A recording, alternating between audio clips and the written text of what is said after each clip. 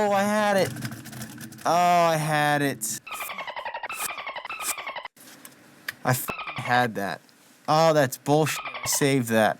Welcome to this week's edition of Track Talk, where we are, of course, talking about Imola, or the Autodromo Internazionale Enzo Edino Ferrari, from the history of it to some on-track incidents, why it's so memorable, and some things that you should know to look forward to so you can watch the Grand Prix a little bit more informed. You'll also get some things to watch out for, some things that you can correctly predict tomorrow, hopefully, now that you know some of the information that we're about to talk about. Initially, this track was known as the Castellaches, and it was a high-speed track only holding 12 turns, but it would remain in this configuration until the early 1970s when chicanes were added in, Variante Villeneuve and Variante Alta. Now, prior to the circuit holding any official F1 championship races, the circuit would get a new identity, and it was after the tragic loss of Enzo's son Dino, the track would bear his name and honor starting in 1970. And upon the passing of one of motorsport's greatest icons, Enzo would join his son, gracing the name of the circuit in 1989 following his passing, to which the track has held its name to current day, which is the Autodromo Internazionale Enzo Edino Ferrari. The initial 3 events involving cars were for sports cars, and Formula One didn't see its inaugural event until 1963. Prior to what we now know as the former San Marino Grand Prix, there were just 2 non-championship events held at the original Castellaci circuit.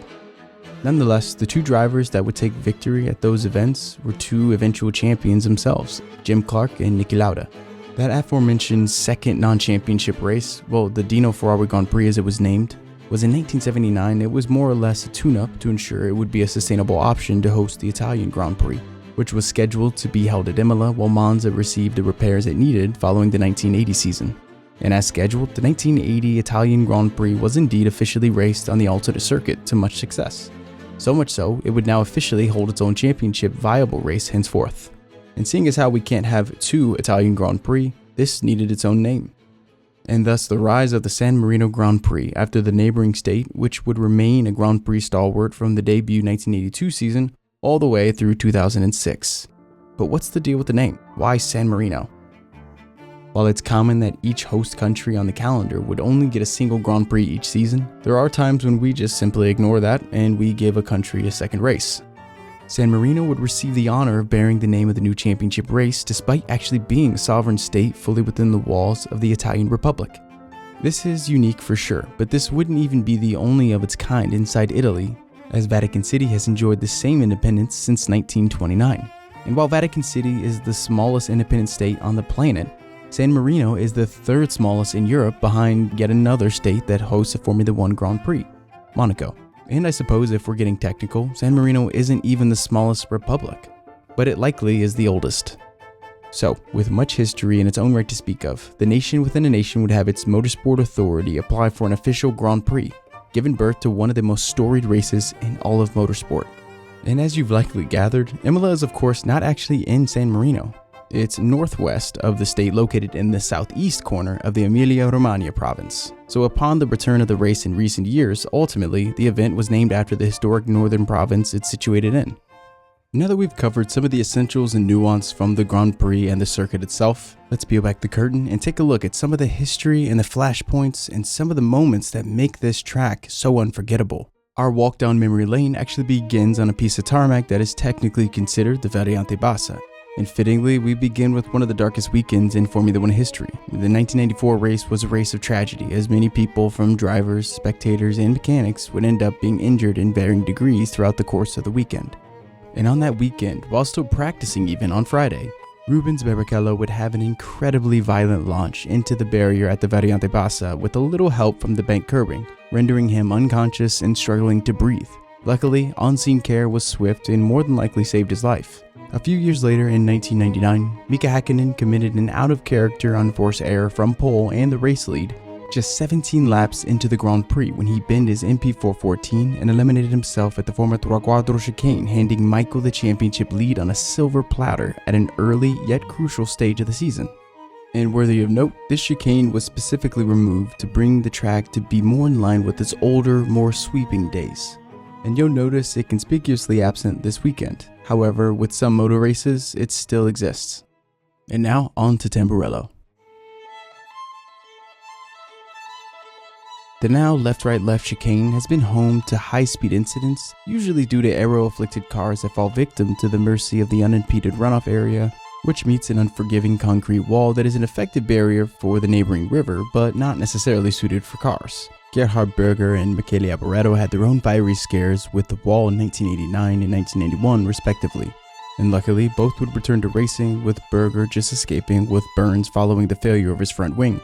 Nelson Piquet's tire failure in 1987 was a nightmare in slow motion as the Brazilian helplessly skated to meet his fate with a brief glimpse of an amber glow from underneath the car, and it appeared to be extinguished seemingly by the violence of the impact with the wall itself. And occasionally over the years, Piquet has opened up about his shunt in 1987 from that fateful day. He's talked about the long-lasting effects from the trauma of that incident, things ranging from headaches to issues with depth of field. But tragically, not everyone escaped so lucky from the former configuration we saw at Tamburello. And with 2 incidents on track already that weekend before the race even started in 1994, that's 2 drivers, one of which likely was saved on track thanks to the quick thinking of a doctor, and unfortunately, the other never even having the chance to be saved. And with these incidents scarring the weekend already, it's hard to imagine a scenario where it got worse. But it did. And while it is not uncommon for crashes and incidents to affect the regulation and how we think of safety, this crash, Senna's crash, would change F1 in perpetuity. And if there was anything at all, an ounce of consolation to take away from this, the sport more or less really did wake up from its long slumber of driver safety and comfortability with circuit danger. And at the end of the day, these are just long stretches of tarmac. Simply pieces of asphalt with no real motivation or aspiration other than to be driven on by the world's most elite drivers. But the fact remains, these circuits, these tracks, these pieces of asphalt did get safer following this day. We advance through the circuit courtesy of Nigel Mansell, who offers a glimpse of a driver who nearly escapes the clutches of this circuit in 1990 when his Ferrari is collected by the grass at incredibly high speeds, yet the Briton somehow manages to save it. And despite this incredible skill, dirt would kick up from the spin cycle and ultimately would find its way into his Ferrari, and thus ending his weekend. But not until he was able to trudge past the next piece of track we need to discuss, making his way down to Variante Villeneuve. Qualifying at that 1994 event would see the first driver death of the weekend, with Roland Ratzenberger losing his front wing, making his car uncontrollable at top speed. This would result in near perpendicular impact with the wall at Variante Villeneuve, which was at the time more or less a 6-gear sweep, but was revised to its current layout of a left-right kink to slow drivers down. And Roland's accident here directly contributed to driver safety at this circuit and others just like it. But a dark coincidence lurks just around the corner, bridging the gap of a dozen years in just one turn between Roland's accident and the young Canadian's eponymous turn. And to find out and unpack what happened, we have to make our way to the treacherous Tosa. It's here where one of the more heated rivalries in F1 history surely contributed to the untimely passing of at least one of the drivers. The pass that poured petrol on the fiery pairing of the prancing horses in 1982. Without an official lap even logged yet in that race, it was already a controversial one, with the FISA-Focal Wars brought to the surface. And here's that part where the room separates into some people saying, what is the FISA-Focal Wars? And the others saying, please don't talk about the FISA-Focal Wars. Well, a little bit of both. While I won't be covering it at this moment, I will be soon, so if you're not familiar, you will be. Anyways, FISA teams would race joined by a handful of FOCA-aligned teams for a dozen cars starting the race. Regardless and even in spite of the politics of the organizers, the drivers were there to compete. And they did precisely that, especially the home team, with Gilles Villeneuve and Didier Pironi leading the pack to a commanding lead. And while they'd take max points from the race and bring a 1-2 finish home, the order in which they'd cross the finish line would be the source of the beef. The slow down message on the pit panel trackside was interpreted differently by both drivers. Pironi understood slow down didn't overtly mean don't fight, which it became clear Villeneuve was not in agreement over this assumption, as he thought his position and ultimately the win would be honored and protected by his teammate. This breakdown was sealed when Pironi would repass the Canadian to take the race win, to which Villeneuve vowed to not speak to his teammate ever again. And unfortunately, this would ring true, as he would lose his life at Zolder less than 2 weeks later. The unique aspect of the Autodromo Internazionale Enzo Edina Ferrari is it doesn't play favorites. The race leader, if anything, seems to get caught out more than anyone. And making our way to the next bit of this track, Piratella, it's no different. It honors this tradition in the past as seen by reigning world champion Michael Schumacher, who had his moment at the sweeping left-hander which emerges seemingly from nowhere after completing the uphill trek from Tosa. And let's set the scene a little bit. The 1995 race was welcomed by a wet track, which made the already difficult twists and turns that much more difficult. Berger seemed poised to give the Ferrari faithful a good showing, sticking his Ferrari 412 T2 within a hundredth of Schumacher's pole time.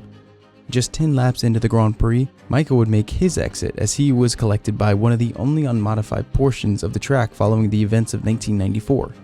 This was especially painful given it now put Coulthard in range of the German, Jean Alesi would draw level, and Damon Hill would now steer 6 points clear in P1 for the World Drivers' Championship.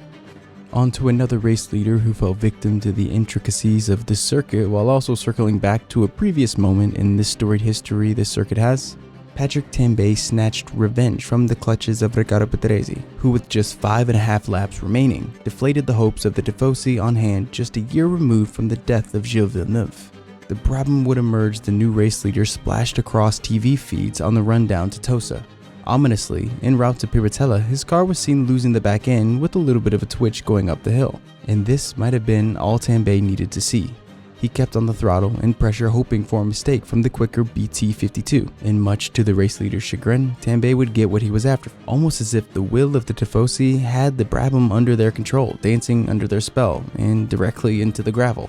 Because that's precisely where it would find itself parked, right at the wall at the former chicane leading into the Acque Minerali. Tambay's number 27 Ferrari triumphantly cruised to a P1 to the delight of what seemed like all of Italy, stating afterwards he delivered Villeneuve's revenge. And on to one of the more recently reprofiled bits of the track. Variante Alta has become even more tricky with the more aggressive apex that cuts deeper into the corner.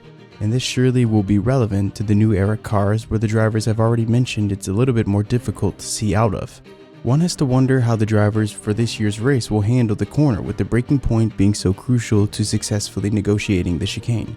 And considering the right-left flick was altered at the tail end of the San Marino Grand Prix era and the current field has had the pleasure of dealing with it, Yuki Tsunoda's qualifying shunt in last year's qualifying session serves as a gentle reminder of what we possibly could be dealing with, except with the new regulations actually exacerbating the situation.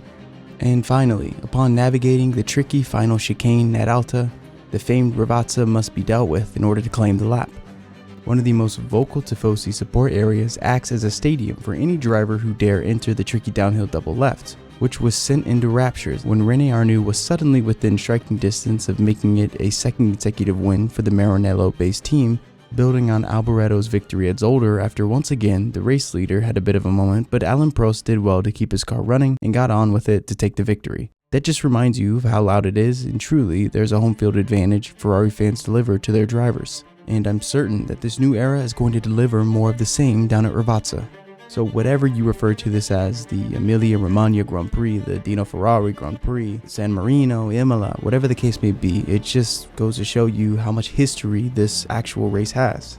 And once you peel back the layers of negative connotation and some of the dark moments that are warranted, what's left is that tarmac, the track. No matter what we think of it, the race, pun intended, goes on. And we've got 20 drivers who are willing to take on the challenge. And maybe, just maybe now after watching this, we can appreciate the driver that decides to take the call, that decides to take on this challenge. Because as we've seen, this challenge is no easy one. So with that said, let's go enjoy the history that's about to unfold right before our very eyes.